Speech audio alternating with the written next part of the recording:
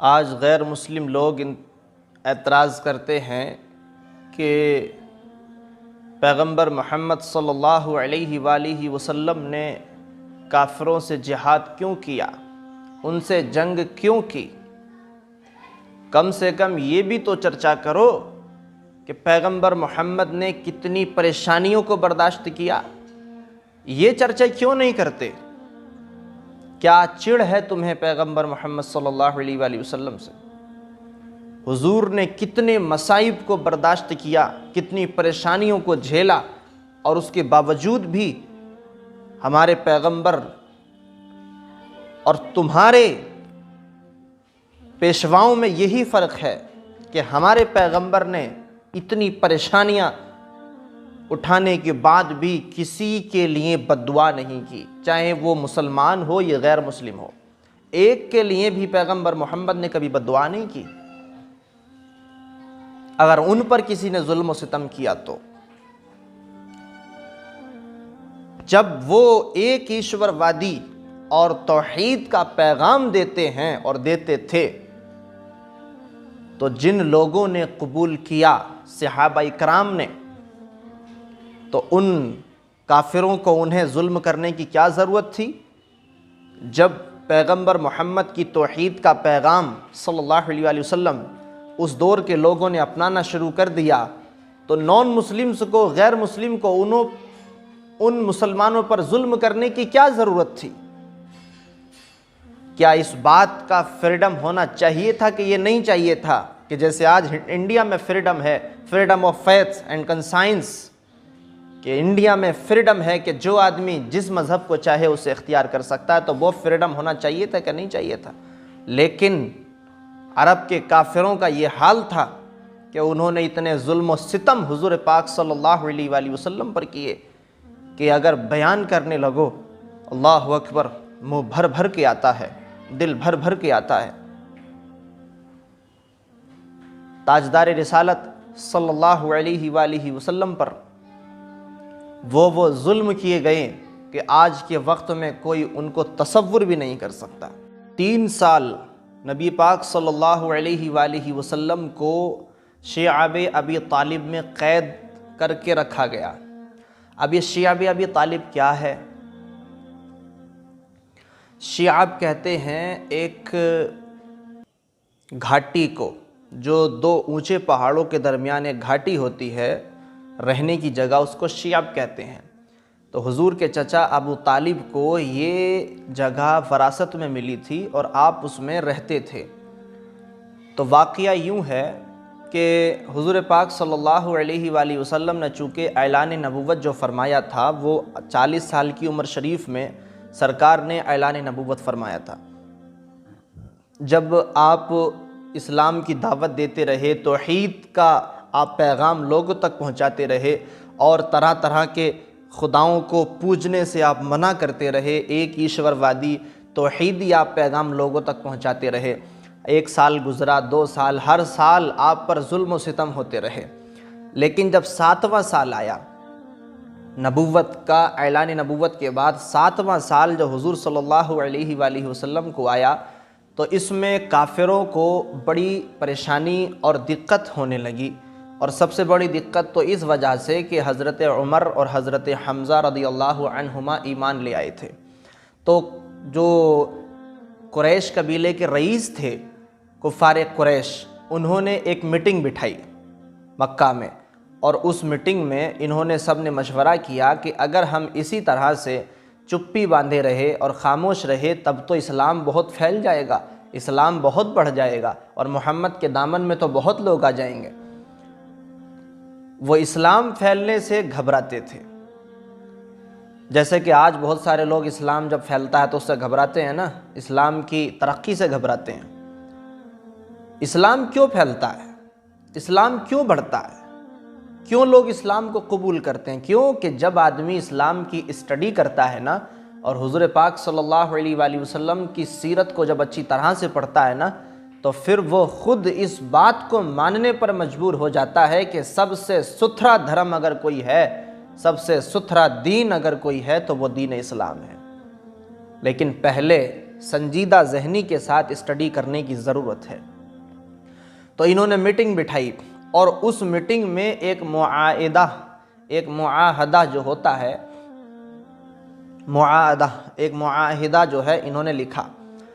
اس معاہدے میں تو انہوں نے ایک میٹنگ بٹھائی، اس میٹنگ میں کفار قریش نے ایک معاہدہ لکھا اور اس معاہدے میں یہ لکھا کہ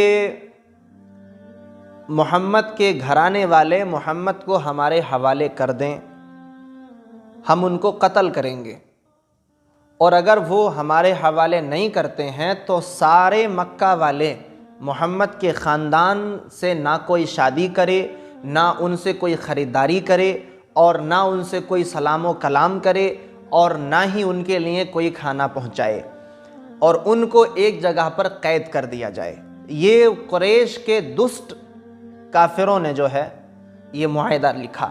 اب چونکہ یہ بڑے بڑے رئیسوں نے معاہدہ لکھا تھا تو سارے مکہ پر اس معاہدے کو ماننا بڑا ضروری ہو گیا تھا، اور حضور کی جان کو بھی اب خطرہ ہو گیا تھا۔ تو ابو طالب جو حضور کے چچا ہیں، جب انہوں نے دیکھا کہ میرے بھتیجے محمد کی جان کو خطرہ ہے، تو آپ حضور کو لے کر اور حضور کے تمام جانثاروں کو لے کر آپ شیاب ابی طالب یعنی گھاٹی میں پہنچے، پہاڑی کی گھاٹی میں آپ پہنچے۔ وہاں پر حضور نے رہنا سہنا شروع کر دیا۔ اب اس گھاٹی میں نہ ہی تو کوئی آتا تھا، نہ کوئی جاتا تھا، نہ وہاں پر کھانا آ سکتا تھا، نہ کوئی وہاں پر ملاقات کے لیے آ سکتا تھا، نہ آپ کے خاندان سے شادی کی جا سکتی تھی۔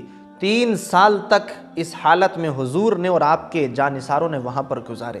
صحابہ نے پتے کھائے، گھاس کھائی، صحابہ نے سوکھی سوکھی روٹیاں، سوکھے سوکھے کھانے کھائے، کئی دن تک بنا کھائے گزارا۔ صحابہ کے بچے بھوکے پیاسے تڑپتے تھے، بلبلاتے تھے، اور تاجدار دو عالم صلی اللہ علیہ وآلہ وسلم ان کو سہارا دیتے تھے، دلاسا دیتے تھے، امیدیں دیتے تھے کہ تم صبر کرو، اللہ پاک اس کا تمہیں ضرور انعام عطا فرمائے گا۔ اب مجھے بتاؤ کہ اتنی بڑی پریشانی کیا کسی پر ہوتی ہے؟ آج جو یہ غیر مسلم لوگ اتنے ہاہاکار ہندوستان کے اندر مچا رہے ہیں کہ جو ہے اسلام جہاد کا حکم دیتا ہے، ارے یہ تو دیکھو کہ پیغمبر محمد صلی اللہ علیہ وآلہ وسلم کو کتنی پریشانیاں ان ظالم کافروں نے دی تھیں۔ جب انہوں نے پریشانیاں دی تھیں تب ہی تو جہاد کا حکم کیا تھا، کوئی بے وجہ نہیں کیا تھا۔ جب پریشانی حد سے زیادہ گزر گئی، پانی سر سے اوپر پہنچ گیا، تب جو ہے تو جہاد کا حکم ہوا۔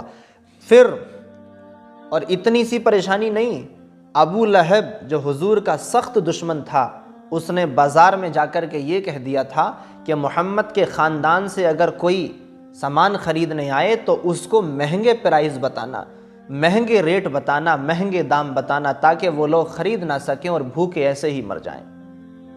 اللہ اکبر! وہ یہ نہیں جانتے تھے کہ بھوک، پیاس، موت، زندگی یہ کسی کے باپ کے اختیار میں نہیں ہے، یہ میرے رب کے اختیار میں ہے۔ میرا رب تو چونکہ غیب سے مدد فرماتا رہا نا، ورنہ 3 سال بھوکا رہنا کیا معمولی بات ہے۔ میرا رب غیب سے مدد فرماتا رہا، اور اللہ جل شانہ چونکہ اپنے حبیب کی خاص حفاظت فرماتا ہے، اور حضور کا کوئی کچھ نہیں بگاڑ سکتا۔ تو سرکار وہاں پر محصور رہے، مقید رہے، سرکار قید رہے۔ کچھ وہاں پر جا نہیں سکتا تھا، کچھ وہاں سے آ نہیں سکتا تھا، اور ان کو سامان خریدنے اگر کوئی خاندان کا آتا تھا تو ان کو مہنگے ریٹ بتائے جاتے تھے۔ حضور صلی اللہ علیہ وآلہ وسلم کے راستے میں پہرا لگایا جاتا تھا کہ کہیں ایسا نہ ہو کہ چھپ چھپ کر کے ان کو کھانا پہنچا دیا جائے۔ کیا تھوڑی پریشانی والی بات ہے؟ آج کے وقتوں میں ایسی پریشانی کا تصور بھی نہیں کیا جا سکتا ہے۔ جب 3 سال کا عرصہ گزر گیا تو حضور پاک صلی اللہ علیہ وآلہ وسلم نے اپنے چچا سے فرمایا کہ میرے چچا، جو کافروں نے معاہدہ لکھ کر کے کعبے کے اندر ٹانگا ہے، اس معاہدے کو کیڑے کھا گئے ہیں، سوائے اس میں اللہ کا جو نام لکھا ہوا ہے اس کے سوا سارے معاہدے کو دیمک لگ گئی اور کیڑے کھا گئے ہیں۔ ابو طالب نے جب یہ بات سنی تو بڑے حیران ہوئے۔ حیران ہونے کی بات ہی ہے کیونکہ کعبہ گھاٹی سے کئی میل دور ہے، اور اتنی دور کی بات حضور بتا رہے ہیں۔ تو ابو طالب نے کہا کہ میرے بھتیجے یہ بتاؤ کہ آپ کو یہ بات کس نے بتائی؟ تو حضور نے فرمایا میرے چچا، یہ بات مجھے میرے رب نے بتائی ہے، میرے اللہ نے مجھے اس کی خبر دی ہے کہ اس کو دیمک کھا گئی اللہ کے نام کے سوا۔